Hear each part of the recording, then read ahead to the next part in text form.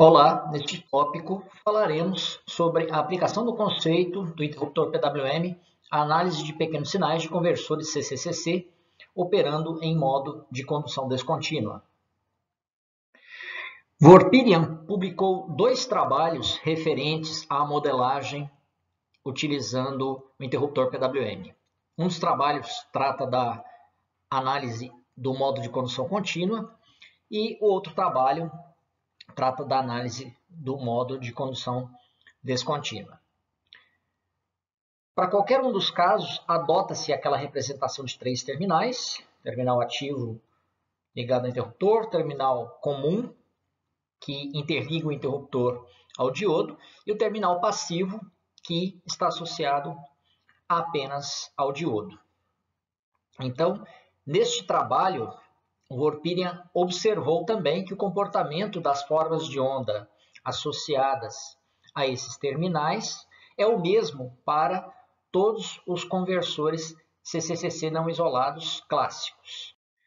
Vamos lembrar que o modo de condução descontínua é caracterizado pela descarga completa do indutor antes do término do período de comutação, ou seja, antes do término do período de comutação, a corrente no indutor se anula.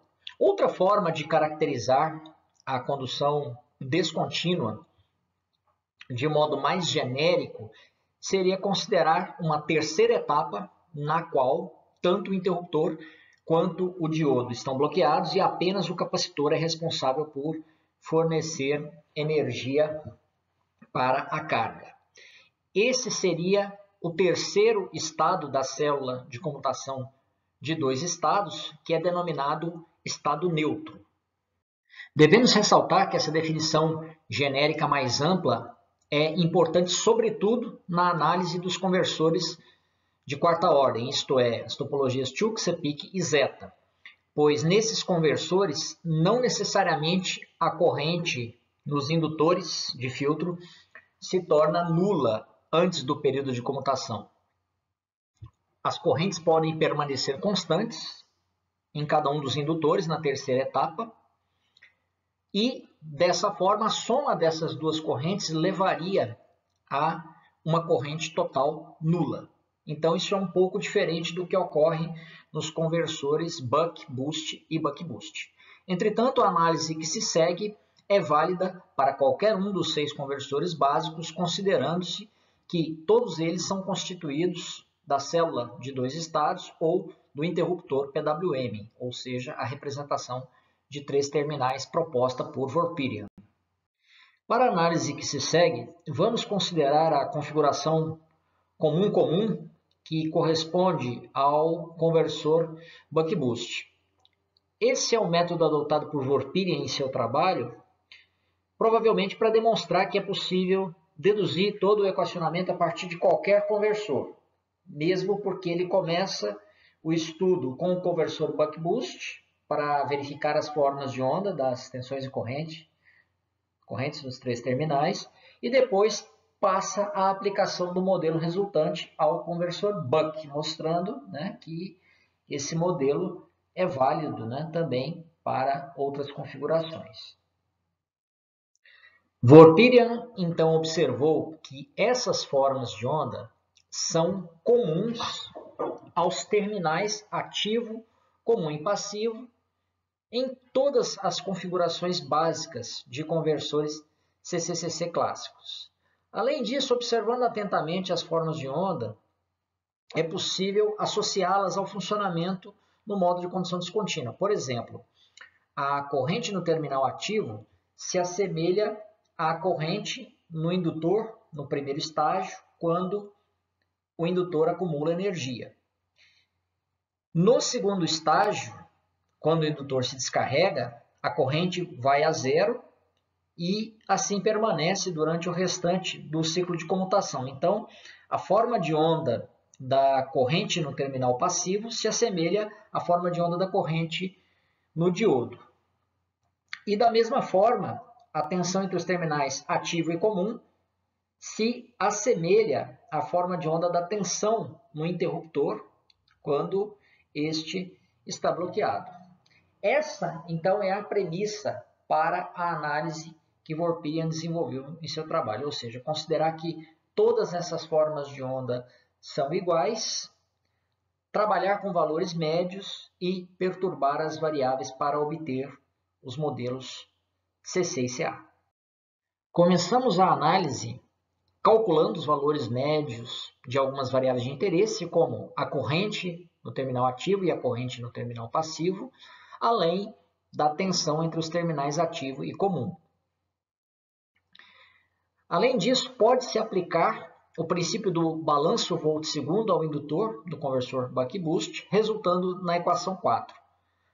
Embora no slide anterior não tenha sido mostrada a forma de onda da tensão do indutor, analisando-se o circuito e considerando que a tensão média no indutor ao longo de um período de comutação é nula, consegue-se chegar à equação representada por 4.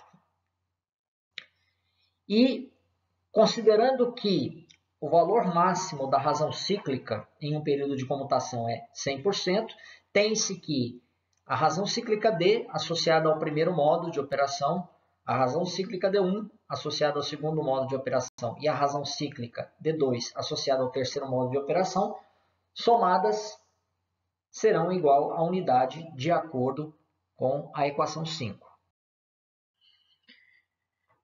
Substituindo-se as expressões associadas ao balanço volt-segundo, aplicado ao indutor, e ao comportamento da razão cíclica ao longo do período de comutação, obtém-se a expressão 6, que mostra que no conversor buck-boost, a tensão média entre os terminais ativo e comum é igual à tensão de entrada. Esse comportamento pode ser facilmente inferido a partir da análise do circuito de potência.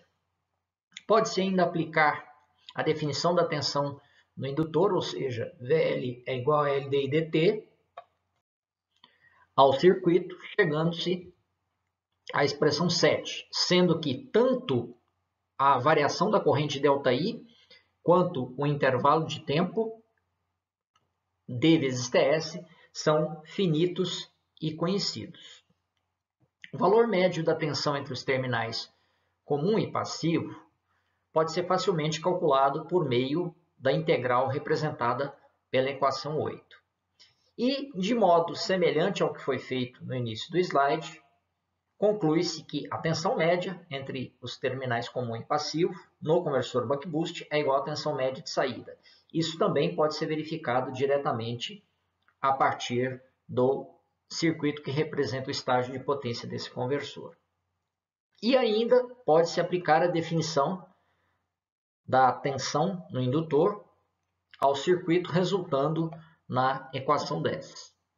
A partir das expressões que permitem calcular os valores médios da corrente nos terminais ativo e passivo, chega-se às expressões 11 e 12, que, igualadas entre si, resultam na equação 13. De modo semelhante, pode-se igualar as expressões que permitem calcular a tensão média entre os terminais ativo e comum e a tensão média entre os terminais comum e passivo, resultando na equação 16. Então, constata-se que as equações 13 e 16 relacionam grandezas associadas ao comportamento da tensão e da corrente nos terminais do interruptor PWM. A partir das manipulações matemáticas descritas no slide, é possível calcular o intervalo de tempo associado à segunda etapa de funcionamento do conversor e devemos lembrar ainda que o período de comutação é o inverso da frequência de comutação. Então, igualando-se as duas expressões mencionadas no início do slide, chega-se à expressão 20, que relaciona as tensões e as correntes no interruptor PWM. Além disso, pode-se substituir a expressão 13, obtida previamente, nesta última equação, resultando na equação 21. Vamos definir o parâmetro μ como sendo uma relação entre o intervalo de tempo da primeira etapa e o intervalo de tempo da segunda etapa, resultando então na equação 22. A partir das equações anteriormente obtidas para o cálculo dessas razões cíclicas, é possível obter a representação do parâmetro μ em termos das equações 23 e 24. E após algumas manipulações descritas no slide, chegamos às relações 25 e 26. Constata-se então que o parâmetro μ permite relacionar as tensões e as correntes no interruptor PWM, de acordo com aquelas formas de onda anteriormente mencionadas. Devemos ressaltar que essas relações envolvem valores médios das variáveis. A partir das equações deduzidas no slide anterior, é fácil representá-las por meio de um circuito elétrico equivalente que corresponde ao modelo CC do interruptor PWM em modo de condução descontínua. Constata-se a presença de uma fonte de corrente CC, cujo valor é μ vezes IP, e esse valor é justamente igual ao valor médio da corrente no terminal ativo. Por sua vez, a fonte de tensão μ vezes VAC, que existe no circuito, é igual à tensão entre os terminais VCP.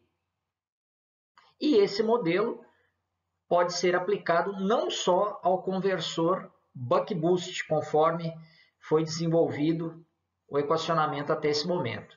Esse modelo pode ser aplicado a qualquer um dos conversores CCCC básicos, operando em modo de condução descontínua, visando a obtenção do ganho estático, como demonstraremos nos slides seguintes. Assim como foi feito no caso da análise do modelo CA para o interruptor PWM aplicado a conversores em modo de condução contínua, é necessário perturbar as variáveis, considerando a inserção de pequenos sinais.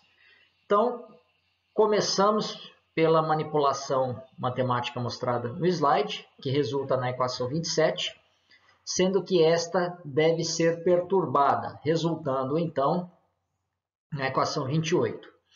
Expandindo a equação em ambos os lados e desconsiderando o produto de duas pequenas perturbações, que é muito pequeno, pode-se obter a equação 19, que pode ser derivada em ambos os lados para se obter a equação 30. E além disso, obtém-se a igualdade mostrada em 31 a partir das equações 13 e 18. De forma análoga, podemos perturbar a equação 31 mostrada no slide anterior, desprezar o produto entre pequenas perturbações e derivar o resultado, obtendo-se assim a equação 32. Verifica-se que essa expressão corresponde à corrente no terminal ativo, que é uma soma de duas parcelas associadas por sua vez à razão cíclica e à tensão entre os terminais ativo e comum. Desse modo, pode-se definir os termos KI e GI, que estão mostrados na equação 32, representando-a como 35. Além disso, consideremos a igualdade estabelecida a partir de 36, o que resulta na expressão mostrada abaixo. Realizando-se algumas manipulações matemáticas, obtém-se a equação 37, que, perturbada e devidamente desenvolvida, resulta na equação 38. Além disso, é necessário realizar as manipulações descritas no slide para obter as equações 39 a 41 da forma mostrada. Realizando o desenvolvimento indicado, é possível obter a equação 42, que é semelhante à equação 32 mostrada anteriormente no slide 14 para a corrente no terminal ativo. Dessa forma, é possível representar a corrente no terminal passivo em termos de três parcelas, associadas, por sua vez, à tensão VAC, à razão cíclica D e à tensão VCP. Cada um desses termos está associado a uma parcela constante, que corresponde a um desses termos, GF, KO ou GO. E assim, constata-se que a equação 42 é representada de modo simplificado segundo a equação 46. As equações 35 e 46 são aquelas que representam o modelo CA do interruptor PWM no modo de condução descontínua. E essas equações podem ser utilizadas para se obter um circuito elétrico equivalente. Constata-se, então, a partir do circuito do lado esquerdo, que IA corresponde a duas parcelas de corrente. A primeira é o produto da tensão VAC e da condutância GI, e a segunda é o produto do termo KI e da razão cíclica D. Do lado direito, temos a corrente no terminal passivo, que é composta por três parcelas. A primeira parcela seria correspondente ao produto da condutância GF e a tensão VAC. A segunda parcela é o produto do termo KO e da razão cíclica D. E a terceira parcela corresponde ao produto da condutância GO e a tensão VCP.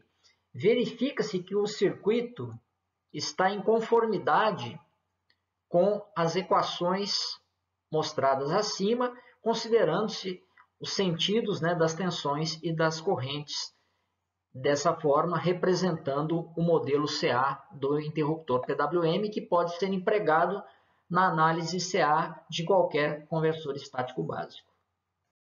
Assim como foi feito para o conversor Buck em modo de condução contínua, vamos agora aplicar os modelos CC e CA do interruptor PWM para a análise em modo de condução descontínua.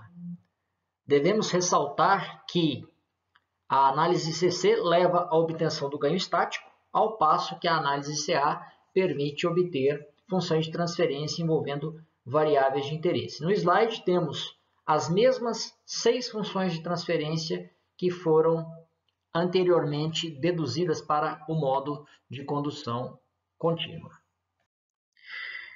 Vamos começar a análise inserindo no circuito de potência do conversor Buck o modelo CC do interruptor PWM no modo de condução descontínua. Para isso, devemos identificar a posição dos terminais A, C e P, que estão mostrados no slide, e isso pode ser feito para qualquer conversor estático. Devemos lembrar que, assim como anteriormente, podemos inserir não idealidades na análise visando determinar a influência desses parâmetros parasitas no ganho estático. Aqui estamos considerando RL, resistência série do indutor, e RSE, a resistência série do capacitor. Inicialmente, vamos desprezar a resistência série do indutor na análise para obter as equações 47 e 48. Constata-se que o valor das tensões médias VCP e VAC não é o mesmo que aquele que foi obtido para o conversor buck-boost. Isso se deve ao fato de serem topologias diferentes e a posição dos 3 terminais do interruptor PWM também ser diferente. Dessa forma, substituindo-se essas duas equações em 26, obtém-se o ganho estático do conversor em função do parâmetro μ. No conversor Buck, constata-se que a corrente média no terminal ativo é igual à corrente média de entrada. Substituindo-se essa condição em 47 e em 23, obtém-se a representação de μ em função de parâmetros conhecidos do circuito. Além disso, 51 e 52 representam expressões bem conhecidas. A primeira corresponde à tensão média na carga, que é o produto da resistência de carga e da corrente média. A segunda é aquela que representa o ganho estático do conversor, como sendo a relação entre a tensão de saída e a tensão de entrada, ou a corrente de entrada e a corrente de saída. Essa expressão resulta a partir do balanço de potência para uma condição de um conversor ideal, no qual não existem perdas. É possível, então, substituir essas expressões básicas na equação que define o parâmetro μ, obtendo-se, então, uma representação de acordo com 53, que depende do ganho estático G. Além disso, definimos o parâmetro K, segundo a equação 54, e dessa forma, realizando o desenvolvimento matemático descrito, pode-se obter o ganho estático do conversor Buck em modo de condição descontínua, segundo a equação 55. Agora vamos realizar a análise CA do conversor Buck, começando pela substituição do modelo do interruptor PWM no circuito da forma como se segue. A primeira função de transferência que deve ser determinada é aquela que relaciona a tensão de saída e a tensão de entrada. Para isso, devemos considerar que a razão cíclica é constante e a tensão de entrada sofre pequenas perturbações. Então, o circuito mostrado no slide 22 pode ser simplificado da seguinte forma. Esse circuito será analisado empregando-se leis básicas de Kirchhoff, das tensões e das correntes, para determinar a expressão desejada. A análise do circuito permite escrever as equações 56 e 57 no domínio da frequência. Substituindo 56 e 57, obtém-se a equação 58 e, além disso, a análise do circuito permite obter a representação dada por 59.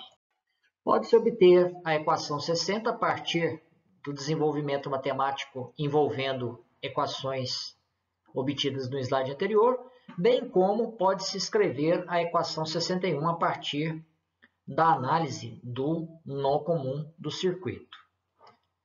E assim também é possível escrever a equação 62 estritamente a partir da verificação do comportamento das grandezas no circuito que representa o conversor Buck para a obtenção da função de transferência que relaciona a tensão de saída e a tensão de entrada.